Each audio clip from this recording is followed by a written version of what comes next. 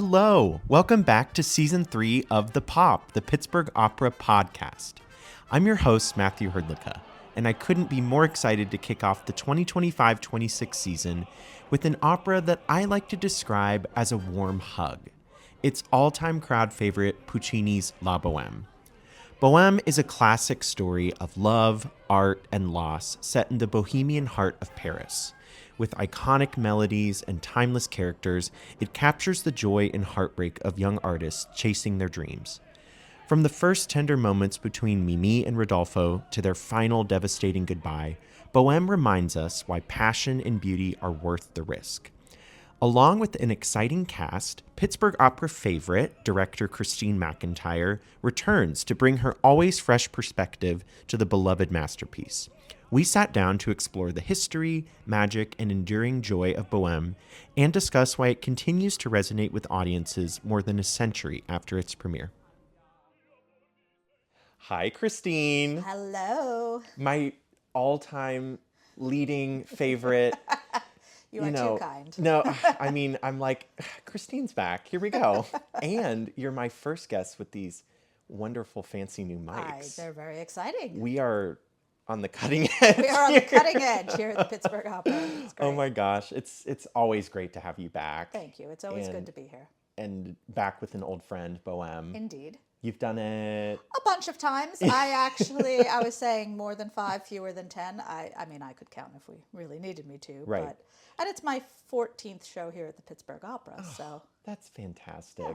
And it's so special to have you back with us for Christopher's. Yeah, Christopher, who I've known for longer than either one of us want to admit. But the truth is, I actually met Christopher my first day at my first real opera job, which was at the San Francisco Opera. Yeah. He had just moved on from running the rehearsal department to running the Adler Fellowship program.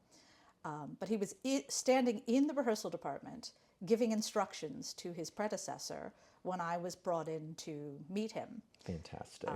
So I don't know if he remembers that it was my first day at the San Francisco Opera, but there we go. Well, and I love the story of, was it Tito here? Or what opera was it here that he really, you've shared with me in passing, Christopher gave me a big... Well, Tito was probably my first new production. Yeah. And I think it hadn't even opened yet when he took me out to lunch and said, "Darling, what would you like to do next?" And I immediately, without really having thought about it, said The Return of Ulysses. And that is the production that really kind of launched things for me. So I owe the company and Christopher a great deal. It was also Antony's first show here.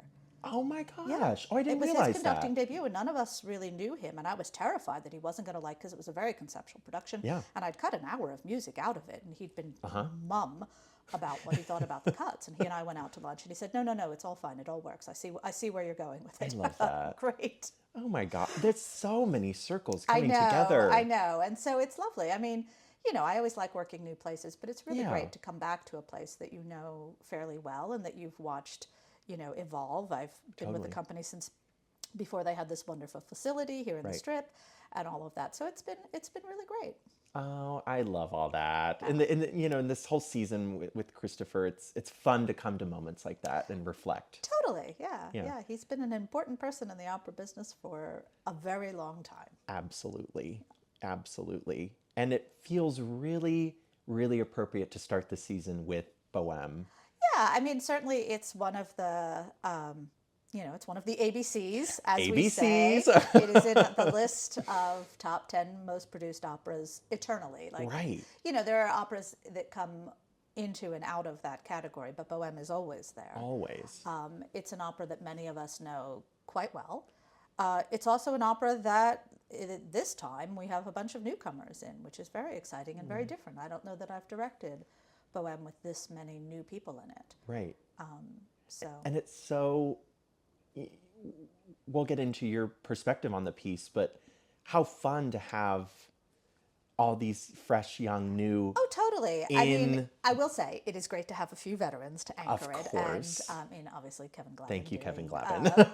But actually, I would say the bigger thing is having Zach Nelson as Marcello, because you need at least one Bohemian that knows what comes next. Right.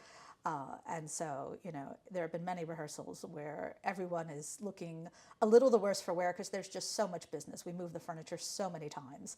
And I look over and Zach has moved to the table, moved to the chair, and has the wine goblet in hand. And I just sort of say a little prayer in thanks for the fact that Zach is standing there looking at me expectantly. So, that's fantastic. Yeah. Oh my gosh. Well, let's dive in. One thing I love talking about with you and just about you in general is your care and work with the source material. And with this one, it's particularly fun. I mean, one does not have to have read Scène de la vie de Bohème, the original stories by Henri Murger, on which the libretto is based. But it's certainly helpful, and I recommend it to everybody who's doing Bohème for the first time, that they at least dip their toes in those waters and kind of see. Because Murger essentially invented our notion of Bohemia. It wasn't a thing people talked about or used that term for until he wrote the stories, largely based on his own experience. So Bohemian of them. It is, exactly. And then it becomes a thing. And, the stories were popular. He turned it into a play as well. They were published as a book. And it becomes one of the kind of guiding principles, in a way, of artistic Paris. So it was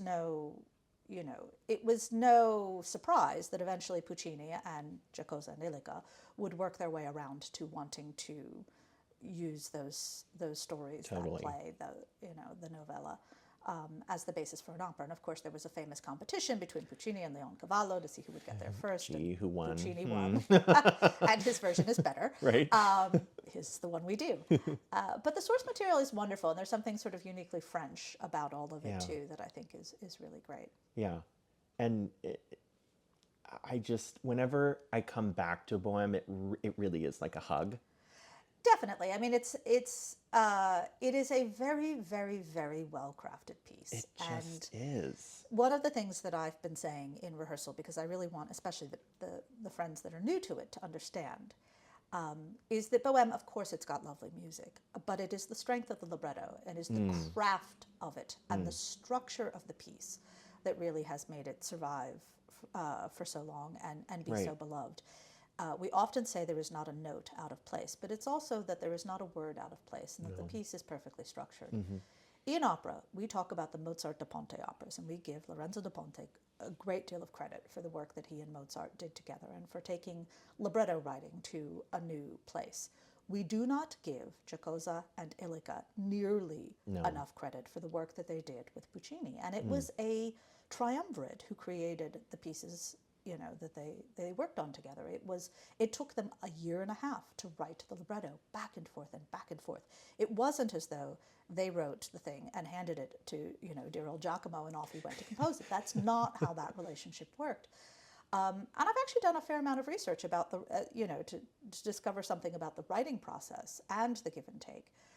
The end result of which is a piece that is just so perfect. Magic. And that makes it, if you understand it and in many cases do what is required, it is a perfect roadmap. Right. Whenever I'm talking with someone new to opera in general, not even just the company, just new to opera in general, and they ask, well, where should I start? Bohème. It's always Bohème. Absolutely, because it is we talk about universal stories. Well, hopefully everyone's been in love. Right. And if you've been in love, you've also had relationships go bad. So, and we've got a lot of that up and down, on again, off again thing going on in Bohème. We've all also been young, and Bohème is largely an opera about youth and about four guys who are experiencing the best friendships of their life.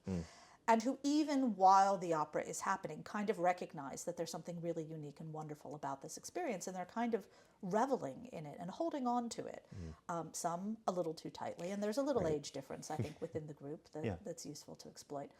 But it's really about young people on the brink of adult responsibility, in a way, which we all get, and is beautiful to watch and to explore and to remember. And so there's an opera in there that is about nostalgia. There's an opera that is about, the energy of youth. There's an opera in there that's about love. All of that is in La Bohème. So it really does. It has bits of everything. I mean, we talk about pieces being for everyone, and I think Bohème is one of the easiest ones to sell on that principle. Young, old, been in love, Yeah, new, and I mean, many of us who love European culture and who love opera love Paris. Totally. So it's great to have an opera that is so clearly and definitively, I think, sort of set in that world. Not that one can't do it elsewhere, one can, and it's On I've the done moon. It elsewhere. Yeah, perhaps not on the moon. Yeah. I'm less into that, but Jury's still I fully out. believe that Bohème can be updated well, Yeah. but. At the same time, there's something sort of quite delightful. I mean, we've updated it a little bit to the 1930s, Right, which yeah, I think is tell a me- great period for Bohème. Absolutely. Tell me about your, as you do, you have a very specific idea for this production. Tell me about the setting of this production. So, the first thing is people will say, is it a traditional production of Bohème? And what I say back to them is actually a question. What do you consider the time period love of Bohème? that. What is it? Because most people get it wrong. Because Bohème is one of those operas that is kind of bound up in a performance tradition. And it's actually, funnily enough, a costume tradition. If you ask people who want to talk about traditional productions of Bohème, what Musetta is wearing, that tells you what they think the setting is. And so they'll say Musetta is wearing a red dress with a bustle, which puts us in what's called the second bustle period of the 1880s, which is not right. Right. Bohème is actually set in the 1830s, Right. Which is the later Jane Austen period of tea-length dresses and puffy sleeves. Nobody wants to see Bohème set in that period. It seems ridiculous to us. Okay, so this is my thing about, great, we have this performance tradition, which also means, and it's the period of composition, so I can kind of see it. But I think it then also frees us up to go, okay, Bohème is a little more free-flowing. Bohème is about bigger things, and so we can push it. Paris between the wars was a time of great artistic energy and verve. The 1920s, saw the lost generation and lots of artists beginning their careers, Picasso, Chagall, etc., in Paris. Moving it very slightly forward to the 1930s puts us just in a slightly more gracious period for costumes because let's just say there are very few people that actually look good in 1930s dresses. Right. So it just gives me a little more grace for everybody.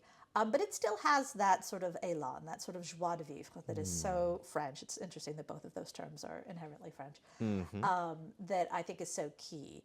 It also just makes it, I can give the women just slightly more agency, or that we really understand the choices that the women in the opera are able to make. Right. I think Giacosa and Hrdlicka did a great job of pushing forward with all of that in a way that is not true of many of their other operas.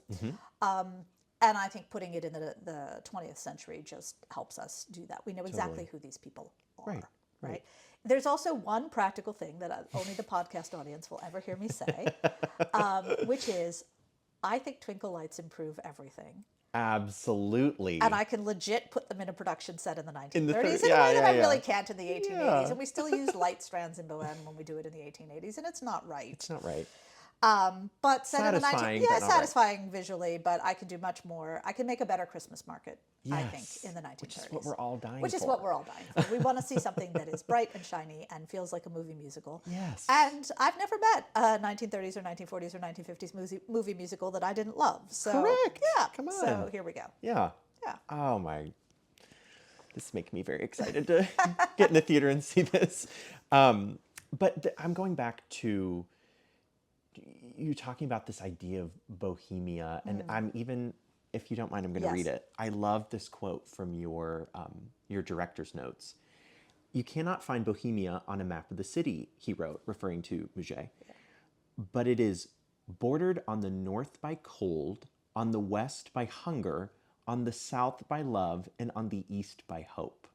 Come on. I know, there's nothing better, right? There are a few sort of choice. It's from the introduction to the stories, and I think that it sort of sets us up quite well in thinking about the piece. And in some versions of the Ricordi score, there's actually a version of that that's printed because, they knew the stories. Giacosa and Hrdlicka were being very specific in terms of the mood of the piece that they were creating. Right. And so you have this idea of like four young guys who are essentially just post-university, trying to make a go of it in the world, living lives that were about big ideas and about art with a capital A, I would say, right? Heilige Kunst. Yes.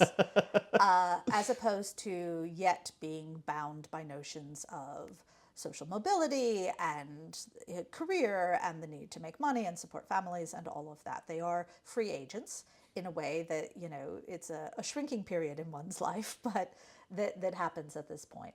And Paris, as I've said, is unique amongst European cities. There's something about Bohème that could really only happen in Paris, because only in Paris do I you completely have agree with that. a cultural and financial hub that is also the home of that country's great universities.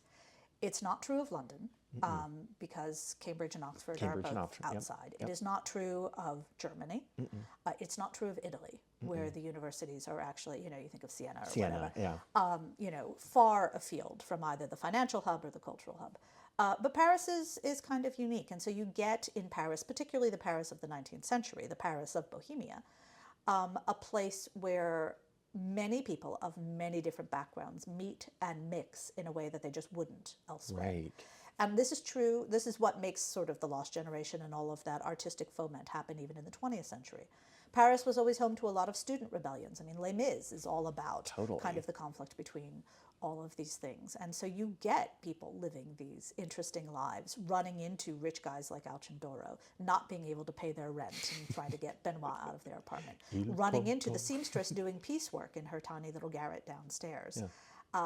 And the verve and energy of the Latin Quarter. Yeah. All of these things, really only make sense in Paris. I completely agree. I mean, you just, and deducing it down to the university and cultural hub, that's such a fascinating but idea. Seemingly obvious, but really not. No, I mean, I think I first read about that there's a wonderful kind of Cambridge Opera Guide to Bohème. The more research one does, the more one encounters this idea amongst sort of critical scholars that, there's something very specific about Paris in the 19th century that kind of leads to this. And you take this,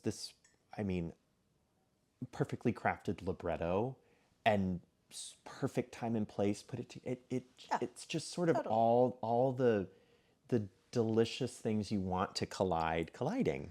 Absolutely. And sometimes there is a desire to do a kind of one-to-one correspondence with people in Puccini's life or in Giacomo Hrdlicka's life with the characters in the libretto. And that way madness lies. That's not a direction one should go. They had friends who lived this life at various points. They all dipped their toes in these waters. But it wasn't something that they knew personally in the same way. And yet, all of us know these people, right? When I was immediately postgraduate school, or even when I was in graduate school in England, I had actor friends in London living in squats, living paycheck to paycheck, if even that. If a paycheck. Right, busking on the weekends in bigger tube stations and having a merry old time. And you just think, yes, that was that version of it. Yeah. So we all need this right now, too, I feel. No, it's a joyful, even though it is a terribly, terribly sad opera. Of course. But it is a joyful opera as well. Right. And those who are new to it have been surprised at how much humor there is and how much lightness there is. Absolutely. Even in the darkest of moments.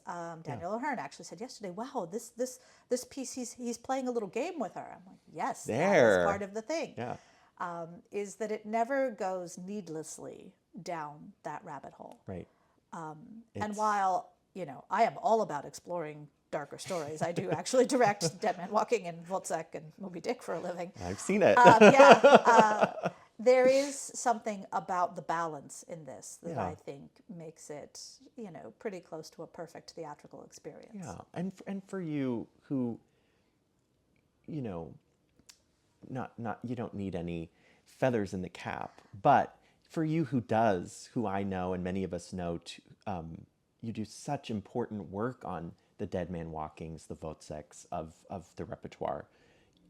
What's it like for you to come back to something like Bohème? It's so lovely and joyful. And I just did a huge new production of Cunning Little Vixen this summer, and I feel similarly about Vixen, which has very, very dark moments, but ultimately is an opera about humanity and the cycle of life and the interaction with nature and what that can teach us. And so this idea of cyclicalness, I think, is an interesting one to explore.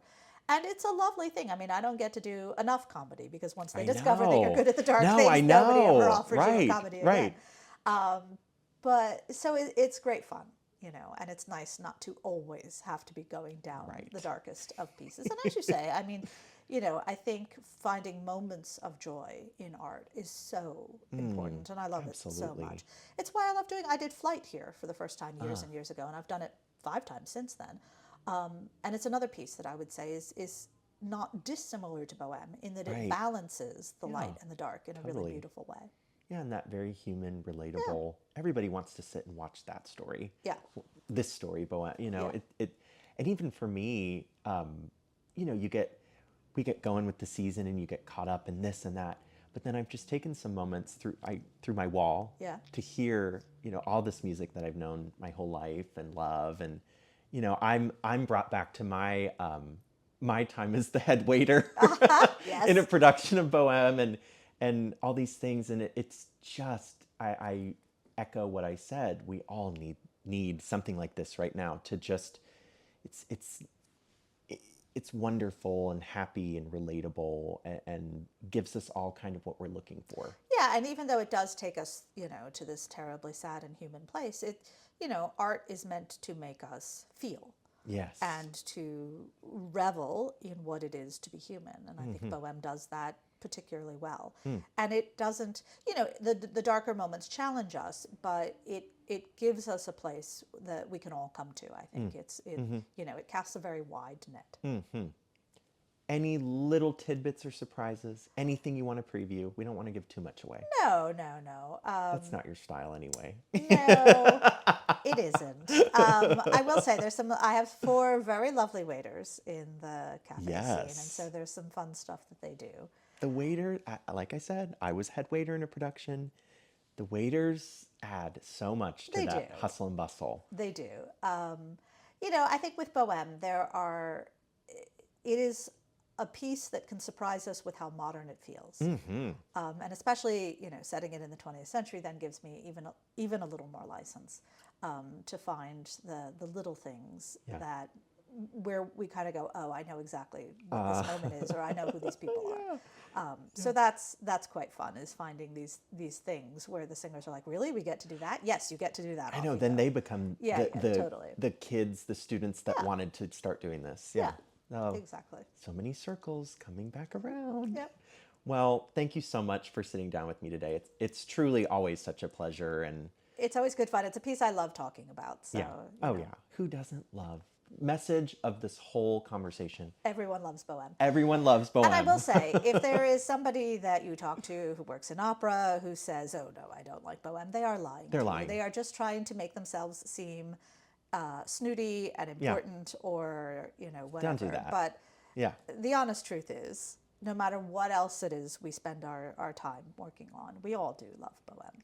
Absolutely. That's a perfect way to end. Thank you so much, Kristine. Most welcome. Really, really excited. And gosh, we have the SRT.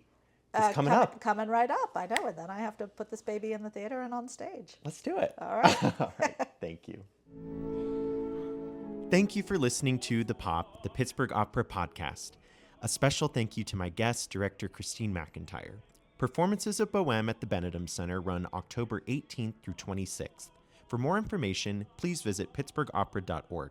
To help Pittsburgh Opera continue to bring great stories to life, please consider making a gift at pittsburghopera.org/give now.